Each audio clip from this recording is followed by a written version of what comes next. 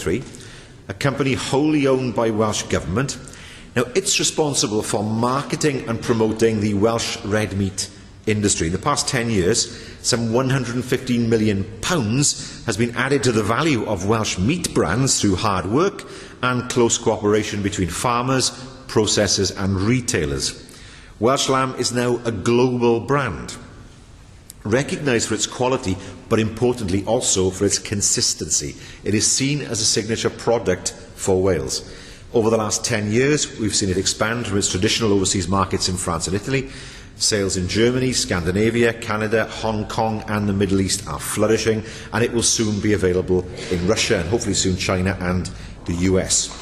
We announced in June that an extra £1.2 million will be invested in HCC over the next 3 years to continue to develop those markets for Welsh produce. That need to develop a relationship with the EU was recognised very early on in the history of devolution, and I played a part in that as Agriculture Minister. We established an EU office in Brussels in 2000 to support the work of ministers, and we remain, of course, committed to that presence. Indeed, we remain committed to the EU, and I'm determined that we remain an active and positive partner. I make no apologies for that, but let me explain why. The rest of Europe is our largest trading partner. The single market comprises over 500 million consumers. Over 600 Welsh firms export goods and services worth around £5 billion each year to other UK countries. Approximately 150,000 jobs rely on that trade in Wales, while another 50,000 jobs are provided by companies from other member states operating in Wales.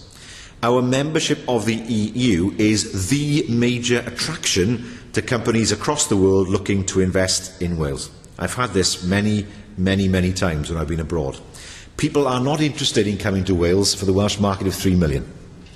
People are not interested in coming to Wales for the British market of 60 million. It's too small, especially when seen from the Indian and Chinese perspective. What interests them is the ability we have in Wales to provide a platform for accessing the European market of over 500 million people. Without that access, we will not attract that investment. That investment will go to other countries where that access is easier. So if the UK were ever to leave the EU, the impact on Wales would be disastrous. Especially, of course, if there were to be no free trade agreement between the UK and the EU, of which there are no guarantees at all. And I'll oppose any such move with all my energy.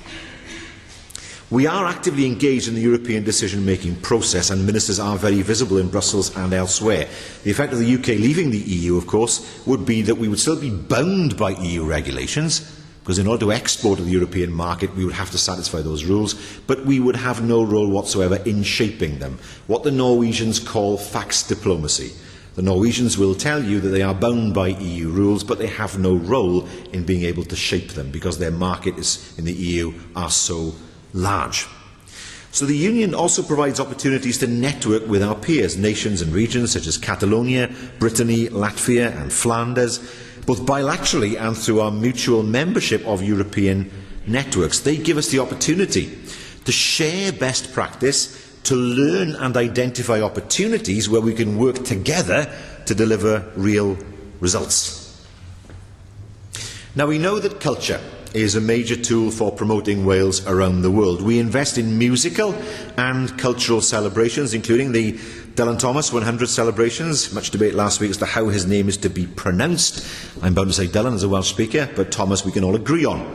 And last month's World Music Expo, WOMEX, of course, we saw in the Millennium Centre, that raised our national profile. We're fortunate to have arts and cultural organisations such as the Welsh National Opera and the BBC National Orchestra for Wales, the National Dance Company of Wales, the National Theatre of Wales and the National Youth Orchestra, all of whom easily hold their own on the world stage. So culture is one field where we really do punch above our weight. Evidence of world-class quality is all around us, and we must never take it for granted. When Gareth Bale became the world's most expensive footballer this summer, the exposure his move to Madrid gave Wales in the global media was invaluable. Likewise, the Welsh contribution to the British and Irish Lions in Australia, or should I say the British and Irish contribution to the Welsh Lions, These are, see if I'm laughing next Saturday, these all help to improve awareness of Wales, tapping into people's curiosity about our little corner of the world, helping them to discover more about our superb culture and heritage. Our language, too, reflects a nation proud of its heritage, but at ease in the modern world. We should respect and celebrate our past, but not live in it. Not worry the carcass of an old song, as R.S. Thomas put it. Notice that an R.S. Thomas celebration is not on the card. Celebration and R.S. Thomas don't necessarily go together, given, of course, the nature of his poetry, even though he was a wonderful poet. Now, the results of this softer diplomacy are not always immediately visible, but promoting the broader quality of life we have in Wales reaps benefits in the longer term. The thousands of students, for example, from around the globe who choose Welsh institutions are evidence of that. 200 years ago, we led the world into an industrial revolution on the back of coal and ironstone, both of which were available in very close proximity, particularly to Merthyr, where the world's first industrial ironworks were based. We need to recapture that energy to develop the modern economy. And that will include marine energy, it will include tourism, of course, and transport. Facing the Atlantic Ocean and the Irish Sea, we have great potential in developing wave and tidal energy. This and our other achievements, such as the Sir Cymru and Next Generation Broadband initiatives, have to be celebrated so that we can develop the reputation in Wales for cutting-edge research and technology with an engaged academic sector and a skilled workforce. Take this reputation to the world and we will reap the rewards for our investment in those areas. We are, of course, committed to sustainable development, and that commitment is exemplified by our active membership of the Network of Regional Governments for Sustainable Development, our membership of the Climate Group, and, of course, our support for the Wales for Africa programme and our status as the world's first fair trade nation. Small nations can have an impact. At last year's Rio +20 conference on sustainable development, world leaders voted to include the role of regional governments in the final declaration. And recognition was there that much of the work has to be done at what would be described as regional level. In a different context, Wales played a part in enhancing the role of regions in the EU, and this too is reflected, of course, in the Lisbon Treaty. The Wales for Africa initiative is a further example of how a small nation can make an impact. It was launched 7 years ago as our contribution to the campaign Make Poverty History and to deliver the UN Millennium Development Goals. We set out to support communities across Wales to make a more effective contribution to international development, and I'm proud that we've achieved much, and we continue, of course, to achieve that goal. We help to make a real and positive difference to people's lives, both in Wales and Africa. What was so crucial about the Wales for Africa programme is that it is in fact a small programme with a small budget, about $750,000 a year, roughly. We had to make sure that with a small budget that we could maximise the effect of that budget and demonstrate to people in Wales and the wider world what that effect was.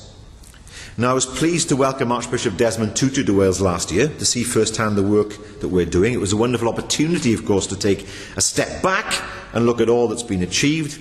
Proud day for myself and a proud day, of course, for Wales. Now, I plan to visit Uganda in January to see for myself some of the work we've been doing.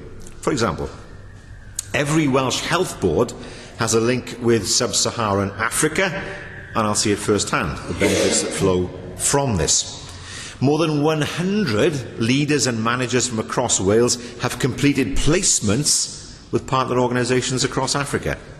We've planted just shy of 1 million trees in Uganda, trees which are literally breathing new life into the land. And I'll be planting the 1 millionth myself, although I don't know who's been counting. So I'll take it for granted that it is in fact the 1 millionth tree. But what we wanted to do was to show that the money that we were contributing was actually having an effect on people's lives. Climate change was affecting, for example, coffee growers in Uganda because they were finding that their plants were dying in the heat. The planting of trees shades the coffee plants, enabling people to continue